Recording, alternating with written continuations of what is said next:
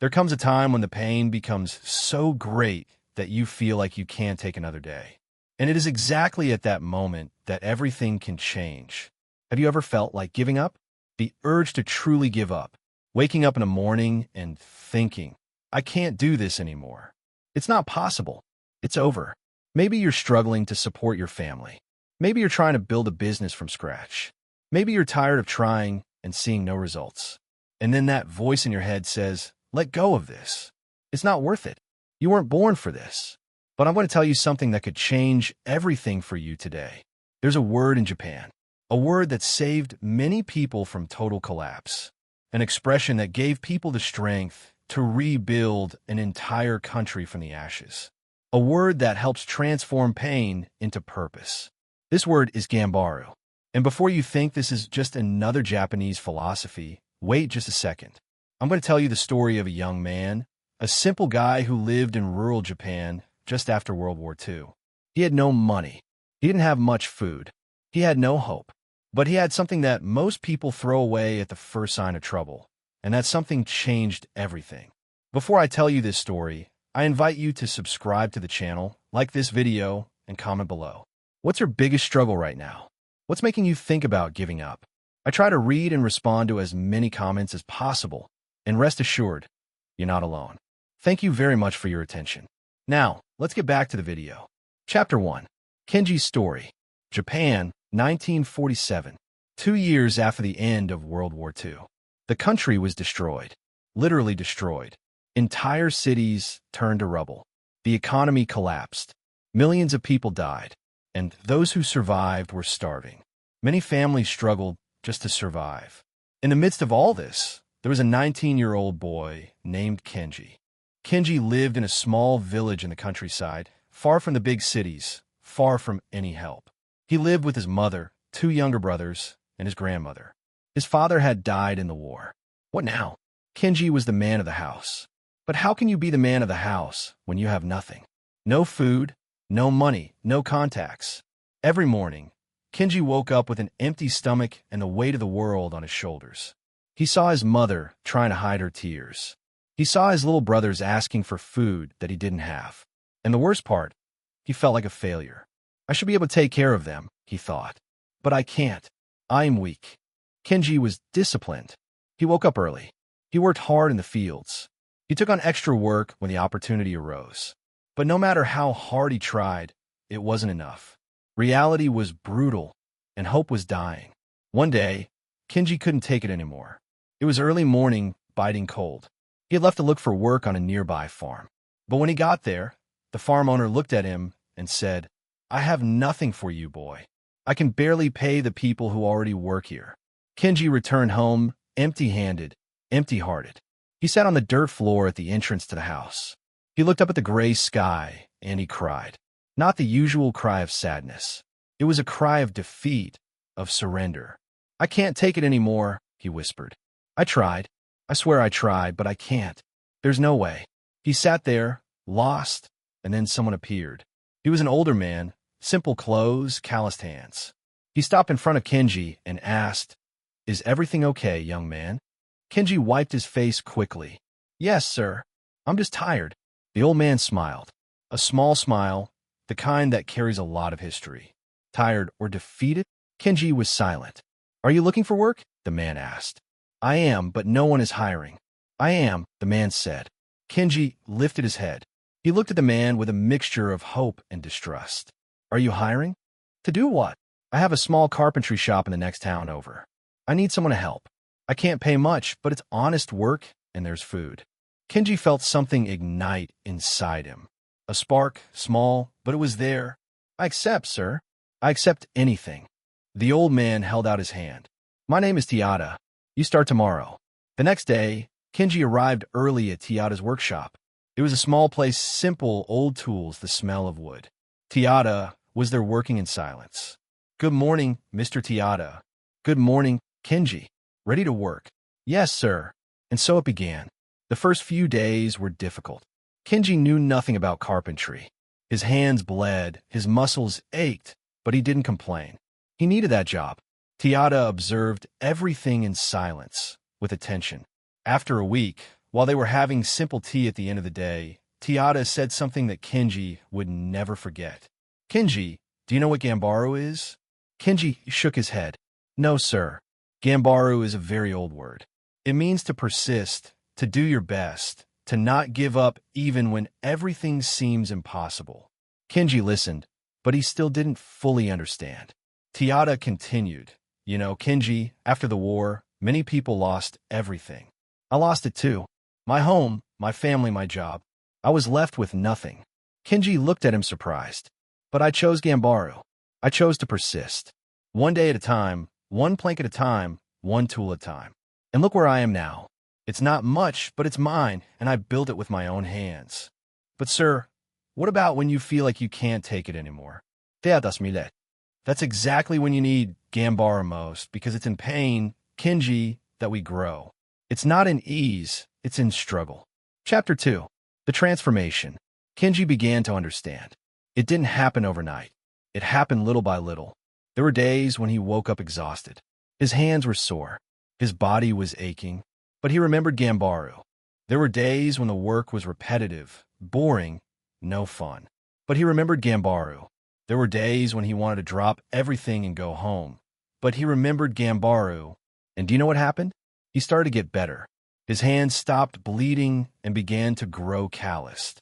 His movements became more precise. He began to understand wood, to respect the material, to create something with purpose. And most importantly, he started to believe again. It wasn't a blind belief. It was a belief built brick by brick, day by day. Tiata saw all this and smiled. You're learning, Kenji. It's not just carpentry. You're learning about yourself. But then came the real test. 6 months later, Tiata fell ill. It wasn't anything serious, but he had to rest for a few weeks. And he said to Kenji, the shop is yours now. Can you handle it? Kenji felt the fear return. Mr. Tiata, I don't know if I can. You can do it. I wouldn't have given you this responsibility if I didn't believe in you. And so Kenji was left alone. Suddenly he was responsible for orders, for customers, for quality, for everything. The pressure was enormous. He had a difficult request, an important client, a large complex table. Kenji worked days and nights.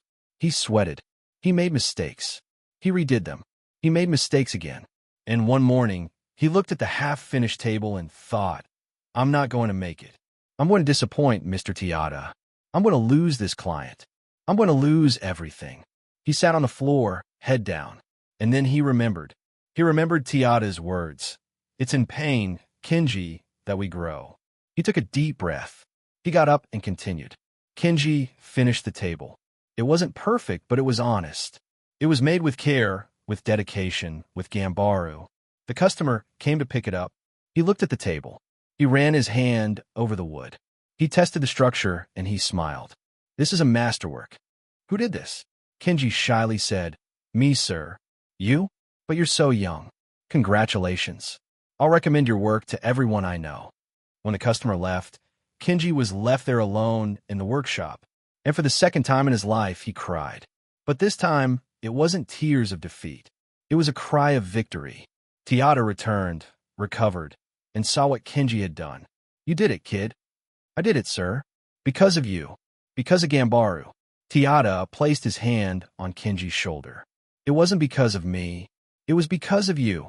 I just showed you the way, but you were the one who walked it. Over time, Kenji began to earn more. The workshop grew. He was able to bring home more food.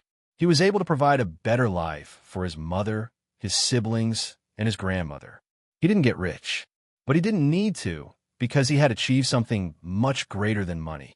He had gained dignity, purpose, and the certainty that no matter what came, he could face it because he had Gambaru. Chapter 3. The Science Behind Gambaru. Now you might be thinking, nice story, but does this work in real life? It works, and science proves it. According to researchers, the ability to persist in the face of adversity is directly linked to what we call a growth mindset. People with this mindset believe that their skills can be developed through effort and practice. And do you know what the result of this is? They overcome challenges that other people consider impossible.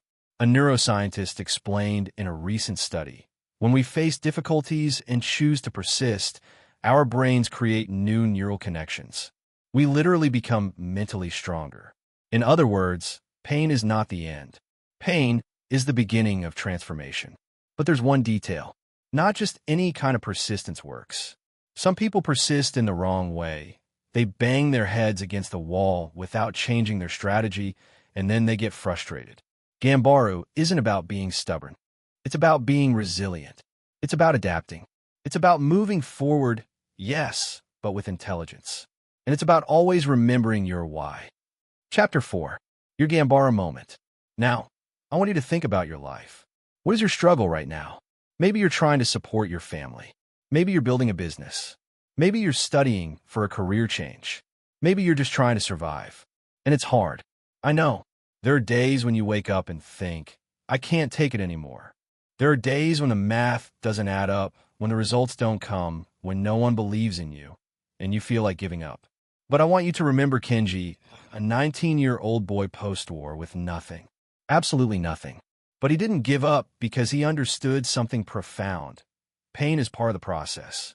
There is no growth without pain. There is no transformation without struggle. And when you embrace that, when you stop running from the pain and start using it as fuel, everything changes. You stop being a victim and become a protagonist. Gambaru is not about being a superhero. It's not about never feeling afraid, never feeling tired, never feeling like giving up. It's about feeling all of this and carrying on anyway. It's about waking up the next day, even when the day before was horrible. It's about taking one more step, even when your legs are shaking. It's about believing that in the end, it will be worth it. And you know what? It always applies. Not in the way you imagine, not in the time you want, but it's worth it because the person you become in the process is far more important than the end result. Kenji didn't become a millionaire. He didn't become famous, but he saved his family. He became a man of character. He left a legacy. And you, what legacy do you want to leave? Do you want to be remembered as someone who gave up at the first hurdle? Or as someone who, despite everything, kept fighting, thought about giving up before he met Tiara? Every day. Do you know how many times he thought about giving up afterward? Also, every day. The difference wasn't that the desire to give up disappeared. The difference was that he learned to carry on despite it. And that's the truth that no one tells you about success, about fulfillment, about purpose. It's not about not being afraid. It's about being afraid and acting anyway. It's not about not feeling pain.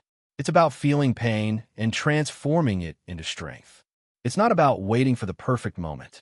It's about making the best of the moment you have.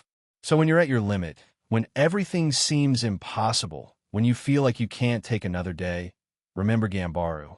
Remember Kenji, a simple boy who had nothing, but who had something that no one could take away from him, the choice not to give up. And that choice changed everything. Your life can change too. Not tomorrow, not next week, but it will change if you choose Gambaru. If you choose to persist. If you choose to use pain to your advantage. Because in the end, it's not about how many times you fall. It's about how many times you get up. If this video touched you in any way, I invite you to subscribe to the channel again, because I will continue to strive to bring you valuable content. I also invite you to leave a like and comment below, Gambaru. That's all. Just that word. Because when you write it, you're making a commitment to yourself, a commitment not to give up. And I have another invitation for you. If you also enjoy content about psychology and philosophy, check out my new channel. The link is in the description. If you've watched this far, thank you for your attention. See you in the next video. And remember, your story is still being written, and it won't end with giving up.